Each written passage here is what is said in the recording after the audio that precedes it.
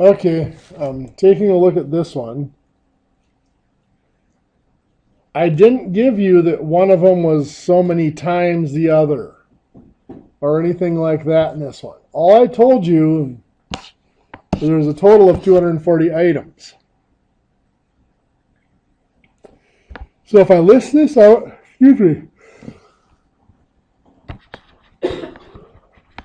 baseballs and bats again.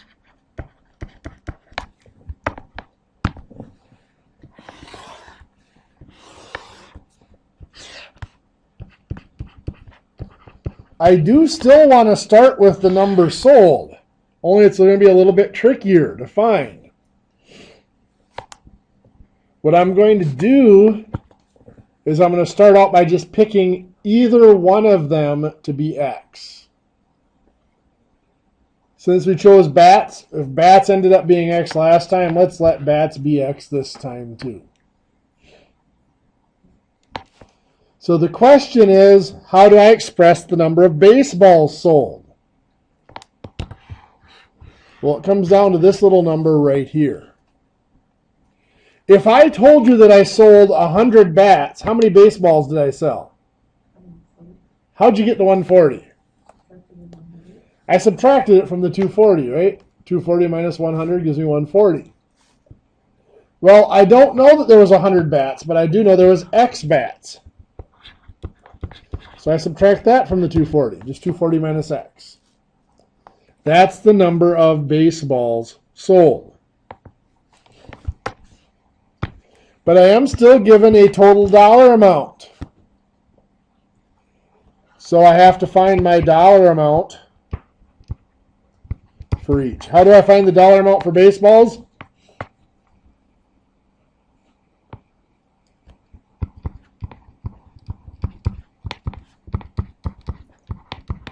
It's the cost, the price times the number sold, right? What's the price for baseballs? $4.50. Times the number sold is 240 minus X.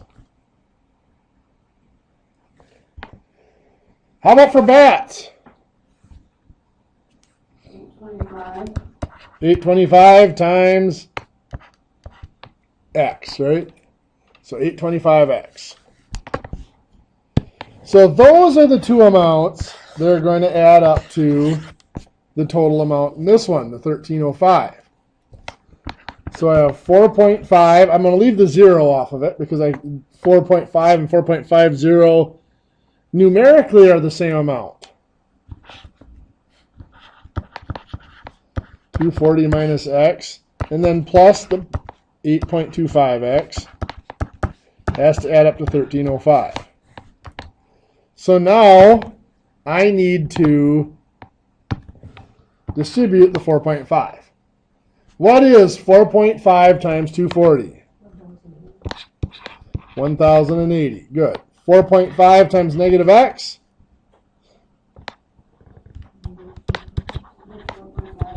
Negative 4.5X. Good. Now I still have the positive 8.25X, and it still equals 1305. Then what?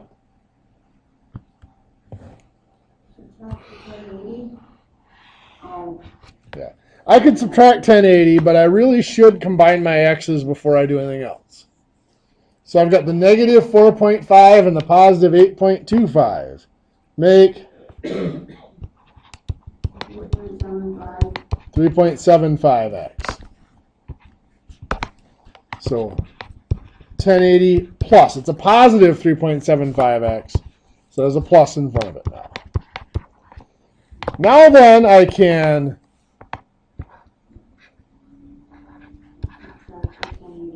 subtract the 1080. So 3.75x equals 225. And then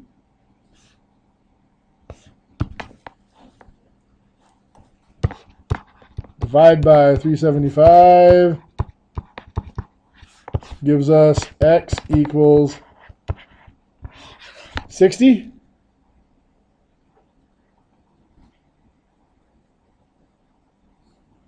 All done? No. We go up here. X was the number of bats. There's 60 bats. But I still need the number of baseballs. 240 minus X becomes 240 minus 60 is 180 baseballs.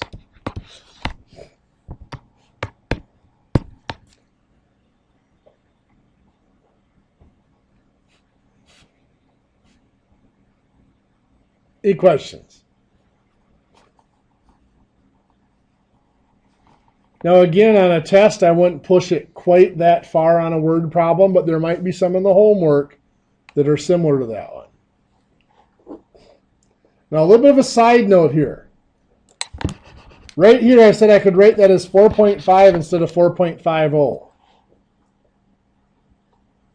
I want to talk for just a second about the difference between 4.5 and 4.50. If they are just numbers like that, numerically, is there any difference between what those numbers represent? No. No. The exact same amount. But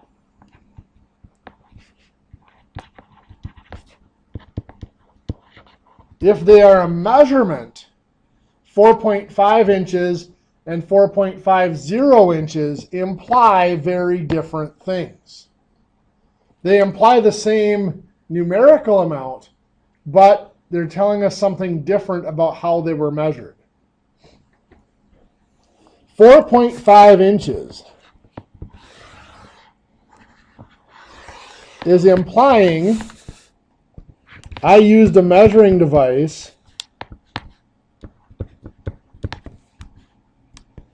that was capable of measuring down to the 1/10 of an inch. So 4.4, 4.5, 4.6. And whatever I was measuring happened to be closest to 4.5 inches. So somewhere in that range there is what the object I was measuring. Does that make sense? The 4.50 implies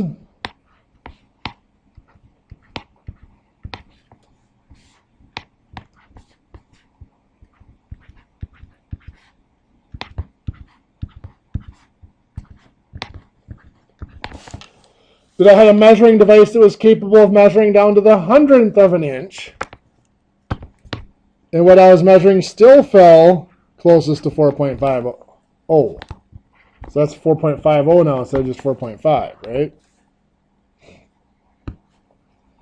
So even though numerically they're the same amount, if it's a measurement, it's called the error or the degree of precision in the measurement. This is implying a higher degree of precision because there's more decimal places, that's 0. So therefore it's implying a much smaller error. This is implying it's plus or minus 0.005 of an inch.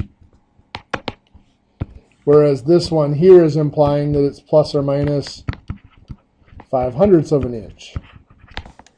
Does that make sense, sort of? I mean, the details don't need to make sense, but just the fact that when we're talking about measurements, putting those extra zeros on the end do make a difference. It's something people do all the time in manufacturing, and really it's in manufacturing machining that makes the biggest difference. Where one number has 2 decimal places in it, so they take a measurement, and it only has 1 decimal place in the measurement, so they just add a 0 to it so that they look the same.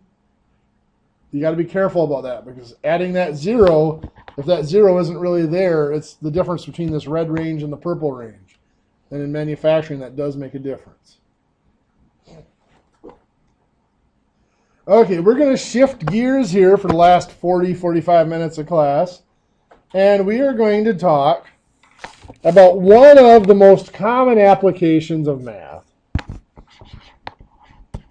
and that is percents. Percents are actually part of something we had discussed a couple of weeks ago.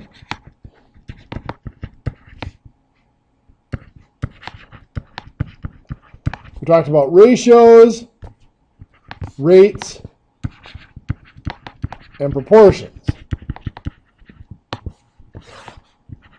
And a percent is just a specialized application of a ratio and we use proportions to work with our percents. So to understand percents as a ratio, which they are just a ratio, we first have to understand the word percent. Percent is actually two words, per and cent. And by the way, percents with an S on the end is actually improper grammar. If you type it into a computer, percent is just fine. But you put in percents with an S on it, it will mark it as misspelled. Because technically there is no plural of percents. It is just percent. It's a percent application. So anyway, the term per, P-E-R, if you think of miles per gallon, miles per hour, it means for each or out of. And cent, if you think of years in a century or cents in a dollar, it means 100. So percent means out of 100. So a percent is literally a ratio that is out of 100. So if I have 38%, and that is, of course, is our symbol for percent, right there. Technically it's that, but we always tend to connect it. 38% literally means 38 out of 100. It's that as a ratio. In fact, it's that easy to change a percent into a fractional ratio like that. Now, as in fraction form, we would probably not leave it as 38 over 100. What would we want to do to it? Yeah, we can reduce it. Both 38 and 100 can divide by 2. 38 divided by 2 is 19. 100 divided by 2 is 50. So 19/50ths. So that is 19 out of 50. Now remember, it's not really, it's in fraction form, but it really is still a ratio. It's not truly a fraction. By the way, this symbol here, the percent symbol, originally looked like that. It had squares instead of circles. It is just quicker to make circles than it is to make squares. What does this look like? It just looks like a generic fraction. It's a ratio is all it is. So let's work on converting some of our percents into fraction form. Now we actually are going to convert them, we are going to call it fractions. Even though it technically is a ratio as a percent, we are going to use mixed numbers. Remember we had talked about with ratios we didn't convert them into mixed numbers. While percents, when we go to fractions, we will use mixed numbers. So let's say we have 65%. If I want to express that as a fraction, it's going to start out as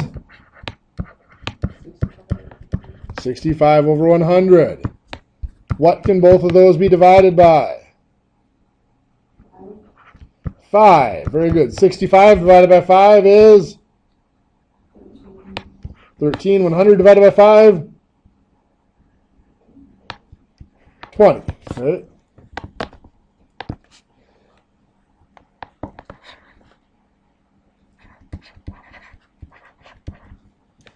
How about 248%?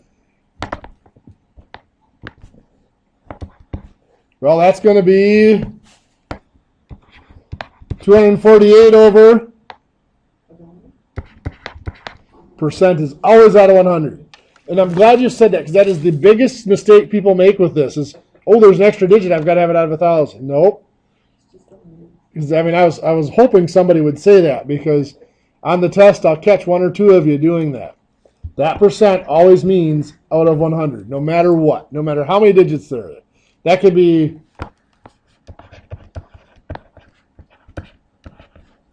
78,342%, and it's still going to be 78,342 over 100. I'm going to cross that off though so we don't confuse it with this. Now in this form, Now I said we are going to use mixed numbers. So it's probably easiest to take out the whole number portion right now because we can divide by 100 really easily. How many times does 100 go into 248? 2, right, for 200? And what would be left over? The 48. So I've broken it down into a mixed number, 2 and 48 hundredths. What can I still do to reduce this?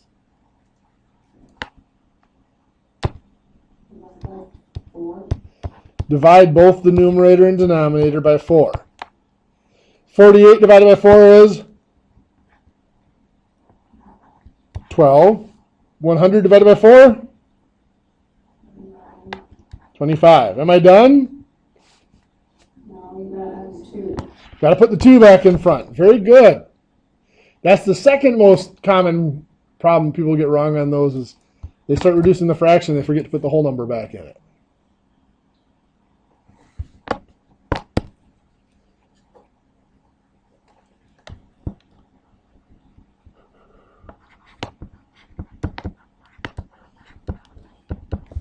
How about 37.5%? How am I going to express that as a fraction?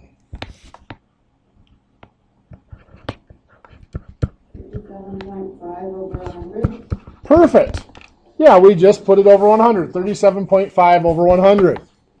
Now we just talked about in the first hour what happens when we have decimals within our fractions. How do we get rid of them?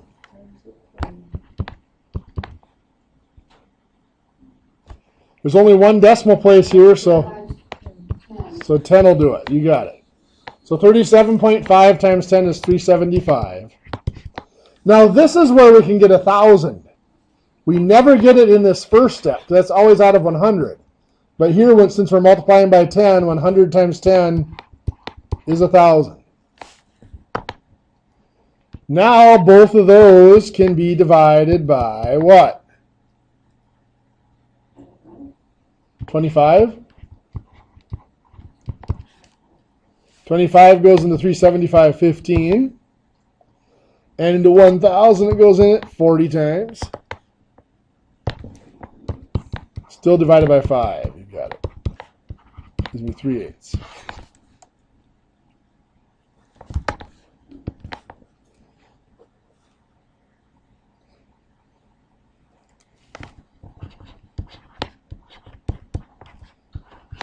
How about 36 2/3% if I want to change that into a fraction?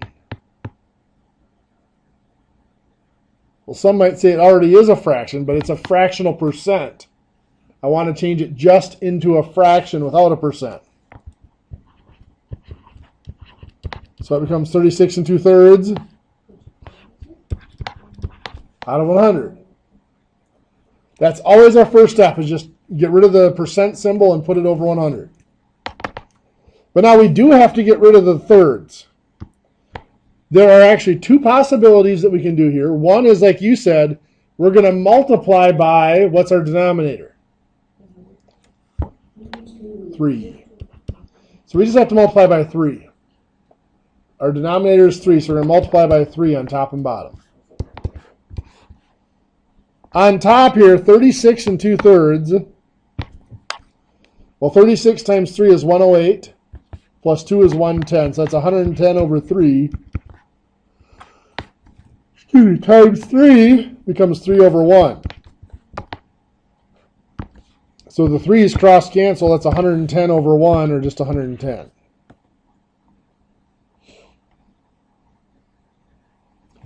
On bottom here, 100 times 3 is 300. And of course, that can be reduced by what? They both end in 0, so they can both be divided by 10. Very good. 110 divided by 10 is 11. 300 divided by 10 is 30. So 11/30.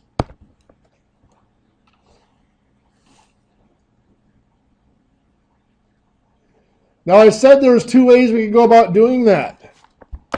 The second way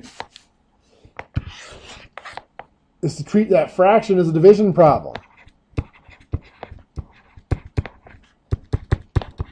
36 and 2/3 divided by 100. Well, 36 and 2/3, as we saw up here, 36 times 3 is 108, plus 2 is 110, so it's 110 thirds. Dividing by 100 is going to be multiplying by 1 over 100. Do that as 100 over 1, right? Now I could multiply that out and get 110 over 300, or I could cross cancel here. Both of those divided by 10 to give me 10 and 11. 11 times 1 is 11. 3 times 10 is 30, so that is 11 thirtieths. So I get the same result either way. It all depends on which way you're more comfortable doing it.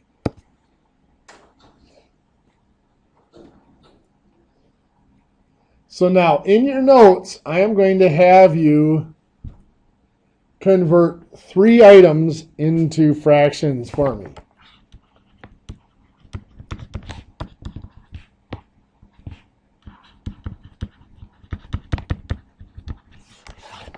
The first one is going to be 81.25%. The second one is going to be 18 1/3%. And the last one is going to be 420%. Convert all 3 of those to fractions. Now let's give it a shot. Let's see how we're doing. So, 81.25%. Where do I start into making that a fraction?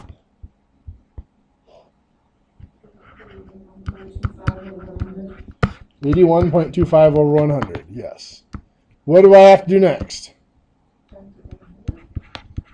Yes, times 100. Now up above we did times 10, but there was only 1 decimal place up there. Here there's 2 decimal places. So we have to multiply by 100. So this is 8,125 over 10,000. Both of those can be divided by 25 will work. 8,125 divided by 25 is 33.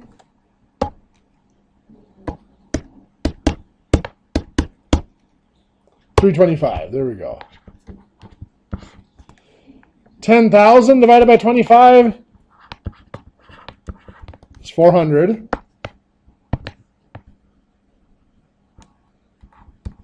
They can still both be divided by 25, or 5 would work. I'm going to jump to 25 to get 13/16. So 81.25% is 13 out of 16.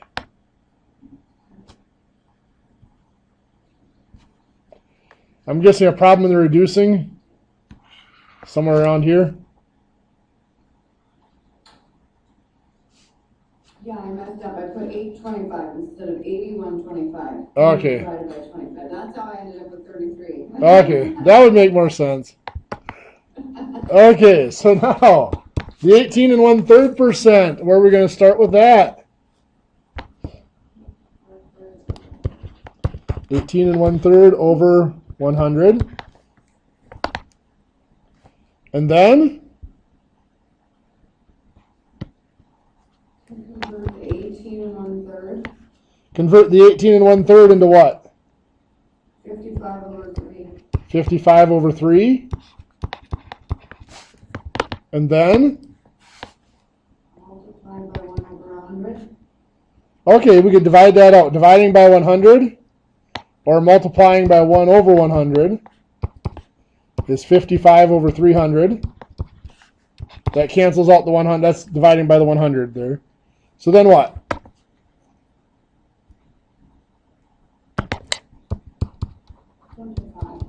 We simplify. Reduce by 5. 55 divided by 5 is 11. 300 divided by 5 is 60. So it's 11/60.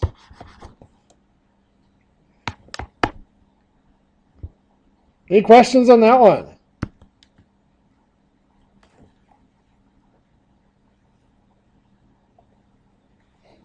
Okay.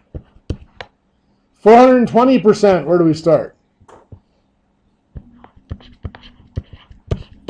420 over 100. And then Divide by 20. I could divide by 20, yes. Which is going to give me, what, 21 over 5. And then? 4 and 1/5. Yes, 5 goes into 21 4 times with 1/5 left over. Looks like we've got that down. What if I want to convert percent to a decimal?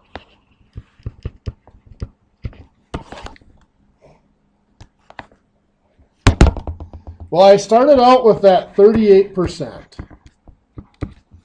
And we said that meant 38 out of 100. And that's how we started to change it to a fraction. Well, rather than reducing that as a fraction, to change it to a decimal, remember, to change a fraction to a decimal, we just divide it out. That's going to be 38 divided by 100. Now up above, if we multiplied by 100, it just moved it 2 decimal places, right? Well, dividing by 100 does the same thing. It moves the decimal point 2 decimal places. 38 divided by 100. On 38, the decimal point starts right there. Dividing by 100 just moves it over 2 spots. That's 0.38. When we're converting a percent into a decimal, we are always dividing by 100. So we'll always be just moving that decimal point 2 spots. If I have 71%, what's that going to become as a decimal? 0.71. Good. 40% as a decimal is going to become 0.40 or just 0.4. 190%. You don't have to put the 0 in front necessarily. Like if you are going into nursing or medical assistant or anything like that, any of the medical related fields, they require that 0 up front because, and it's just it's a industry standard is all it is. But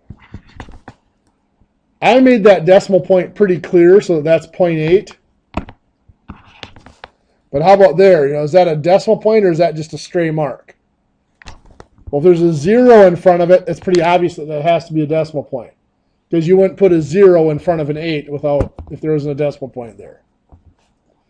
So in those fields, they do require the 0 up front just to make sure that it's very clear that that is a 0.8, not an 8. Of course, you can understand the difference between getting 0.8 milligrams of morphine and 8 milligrams of morphine is the difference between feeling very, very good and feeling absolutely nothing at all forever, right? That's the biggest. I teach some of the medical math, and that's probably the biggest problem they have is misplacing a decimal point in the industry. So that was kind of a depressing little example. Sorry about that. I promise I won't kill off anybody else for the rest of the day. So 190%, if we convert that into a decimal, it's going to become 1.9, or it could be 1.90. You don't have to have the 0 on it if you don't want to.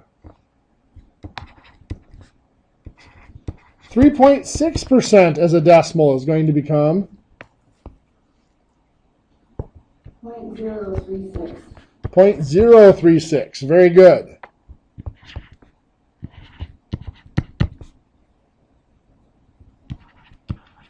How about 287.3%? 2.873. Perfect. 2.873. 800%? 8. Is just 8. Very good. 0.7%.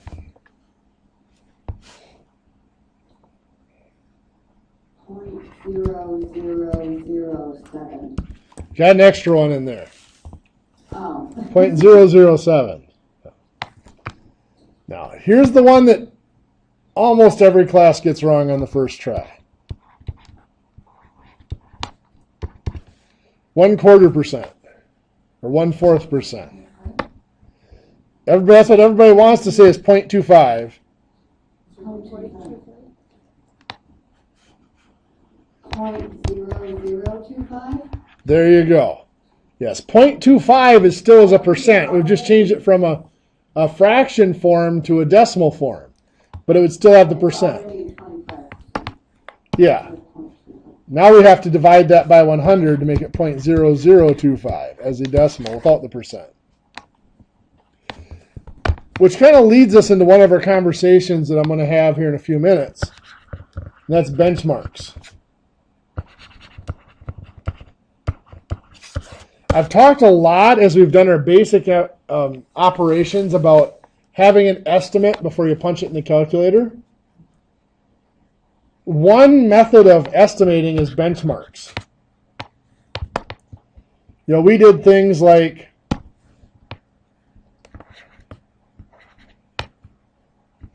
$294 times 13, and I had you estimate that before you punched it in your calculator.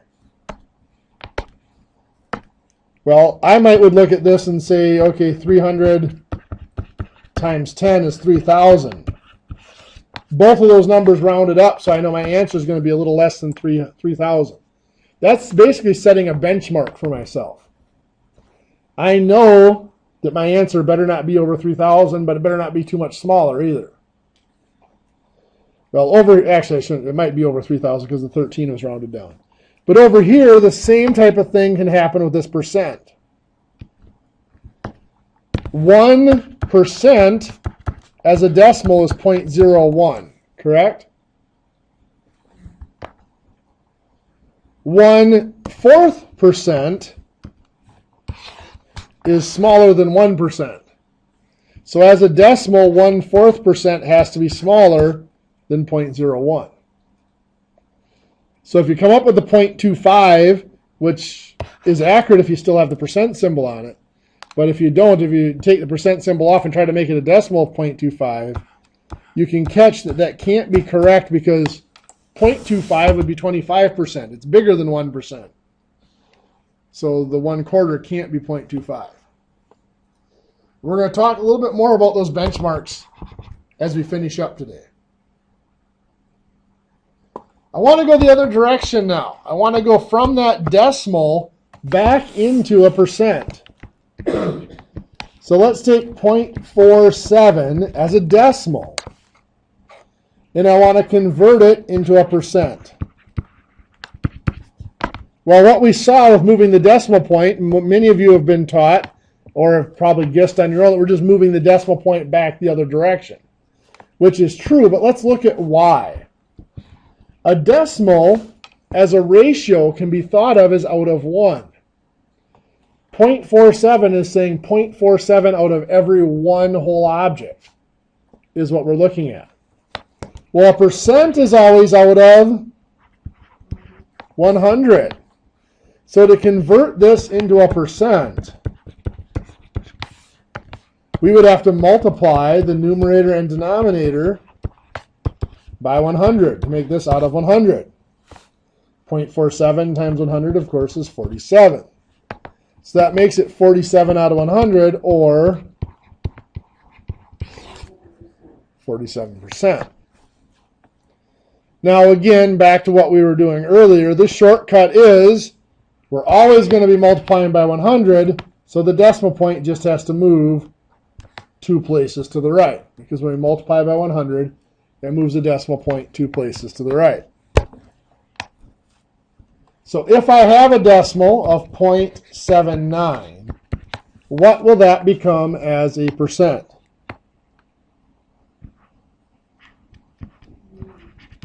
79%. Good. How about a decimal of 0.2?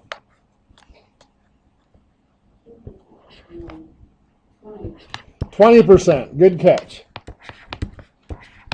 How about 0.06?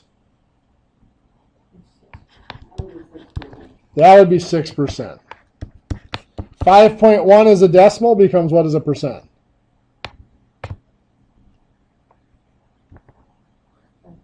Oh, 510%? There we go, 510. Because multiplying by 100, that has to move over 2 spots.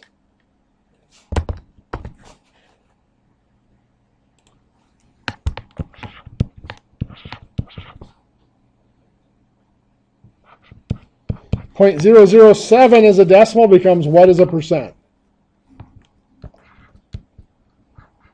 0.7%. Very good. Moving it over 2 spots again.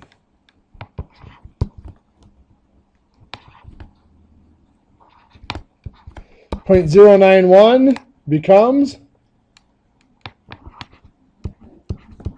9.1%. 37 becomes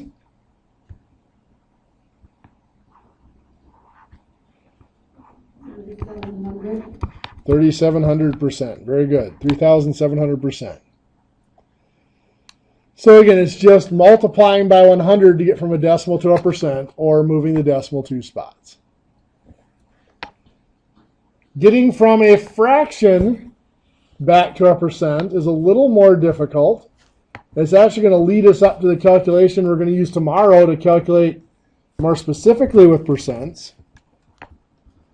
But let's start out with one everybody knows. 3/4, of course, is what percent? 0.75. Well, 0.75 is a decimal. There's 75%. If you didn't know that 3/4 was 75%, there were a few different ways we could go about it. We could take that 3/4 and we could divide it out to get a 0.75 as a decimal, and then just move the decimal point 2 spots to make it 75%. That works just fine with some of these, but some of them, the decimal form is kind of ugly. We might get repeating or non-terminating decimals that go on forever. So the other way we could have done this, 3/4 is a ratio. Think of it as 3 out of 4. A percent is always out of 100. So we ask, what can we multiply 4 by to get 100? 4 times 25, so it would be 3 times 25 is 75 out of 100, or 75%. Now, that works fine there because 4 going into 100 is pretty easy. It's multiplied by 25. But it might not be quite so easy if we have something like 5/8. What do you multiply 8 by to make 100? Well, it ends up being 12.5, doesn't it? To figure out what this number is here, you're going to take this number, the 100, divided by this number, the 8, right? 8 times that comes up being 12.5. 8 times 12.5 gives you 100, is what that's telling us. So that's saying we'd multiply the 5 up here by the 12.5. What we're really multiplying by is the 100 divided by 8, right? Which is the 12.5. So that's where that shortcut comes from that we talked about with ratios. Cross multiply and divide. Because that's exactly what we're doing here, is we are multiplying, cross multiplying. 5 times 100 and then divided by 8. Does that make sense?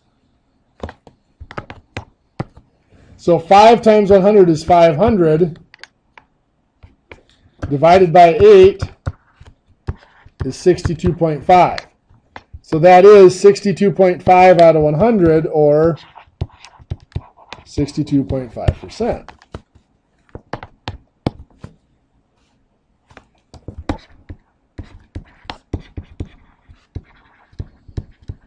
Not all of them will come out exactly. So let's say we're going to the nearest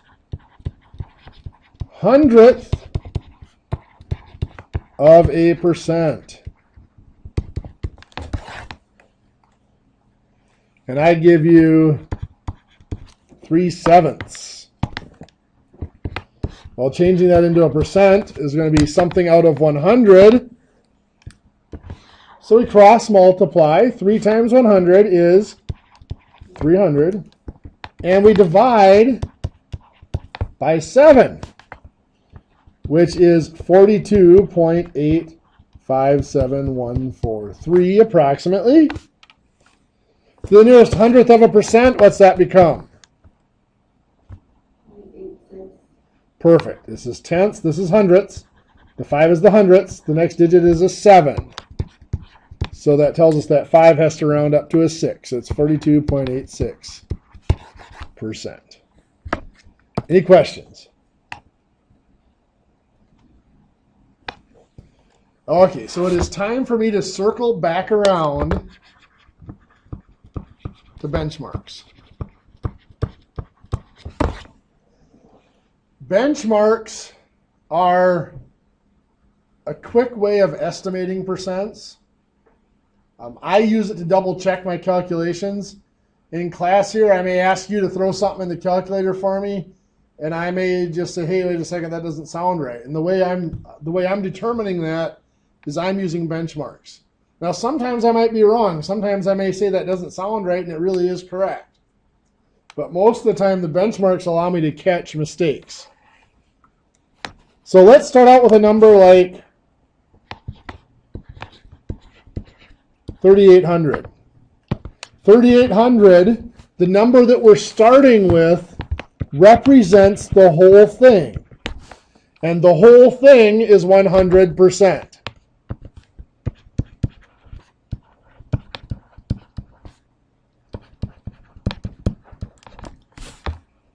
That's actually the definition of 100%, is everything, right?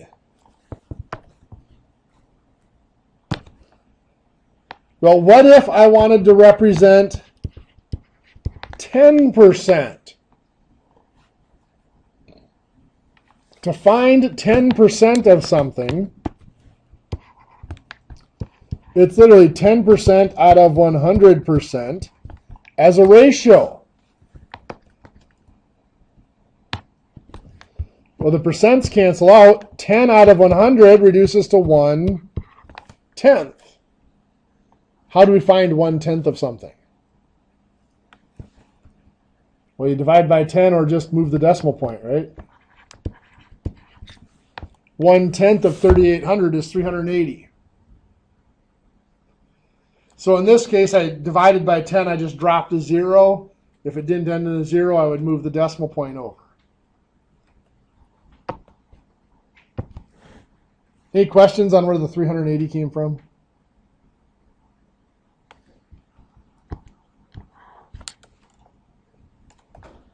So let's look at 1%. 1%, again, 1% out of 100%. The percents would just cancel out again, and that is just 1/100th something. 1/100th of our 3,800. If I divided by 100, it would move the decimal 2 spots or cancel out both zeros. That would just be 38.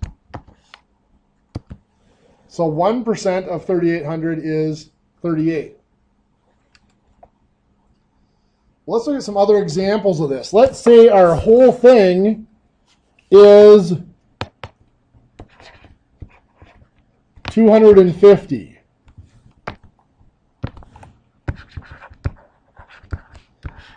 What's 10% going to be? 25. Good. What's 1% going to be?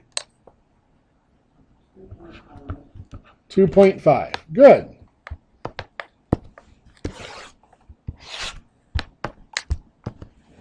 Let's say our whole thing here is 81.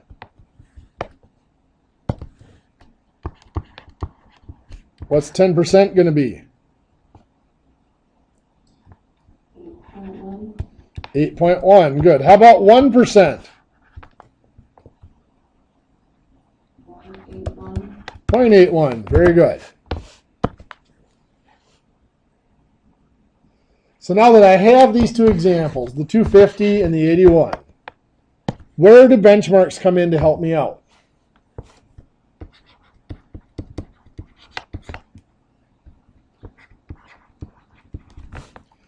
Let's say I ask you to find 12%. We haven't looked at calculating with percents yet. We're going to do that tomorrow. But we don't need to calculate with percents to find this. 12% can be thought of as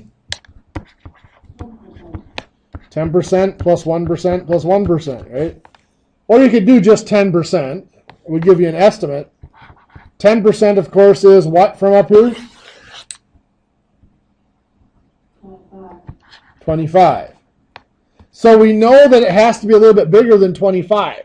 So we could leave that as our rough estimate before we did our calculation. We know that whatever we get here has to be a little bit bigger than 25. But I can actually find the exact answer using these benchmarks. What's 1%? 2.5, and another 1% would be another 2.5. Well, that adds up to be 30. 2.5 and 2.5 is just 5. 25 plus 5 is 30. So 12% of 250 is 30. I found it just using those benchmarks. How about we ask for 31% of 81? Well, 31% is 10%, 10%, 10%, and 1%.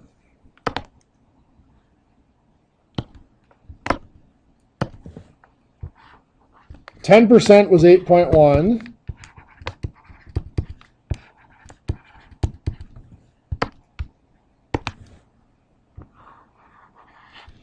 So 3 times that is going to be 24.3, right?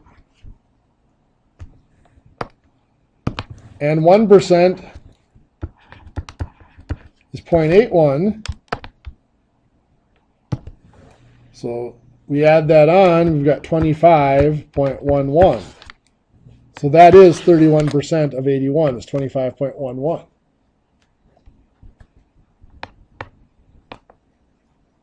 If I don't have a calculator, this is how I calculate percents.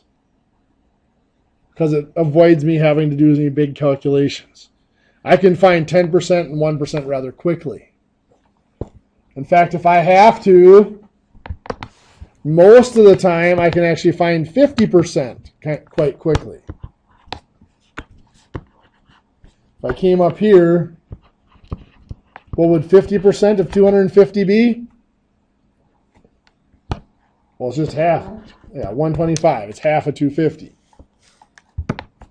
So if I wanted to, I could use that as one of my benchmarks because 50% is just half. Just like any other estimating, though, these benchmarks work best if you figure out what works for you. I'm not going to do a whole lot of, there might be a couple in the homework where they ask you to find, estimate 10% or something like that. But on a test, I'm not going to force you to do benchmarks or anything like that. But it's an estimating technique that you can get an approximate answer very quickly so that when you try to get your exact answer, you've got an idea of where it's going to be. Many times in applications, by the way, unless you're dealing with finance, when it gets down to dollars and cents, they tend to want you to be exact. But many times in application, an approximate answer is fine. If you need to know what is 9% of something, well, if you just find 10%, a lot of times if you're designing something, you're going to deal with safety margins, and that's close enough. But like I said, different percents might work. Some people might just be able to find 10% real quickly. Others, the 10 and the 1 and the 50 might make sense to them all, and they can work with them all.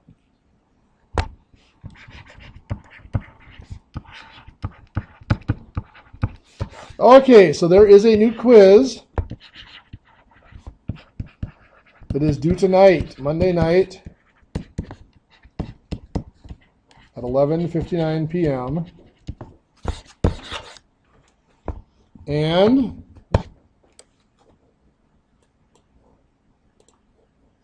new homework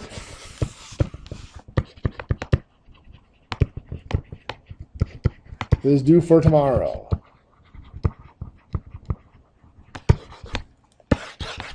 And remember, this coming Thursday is our third unit test.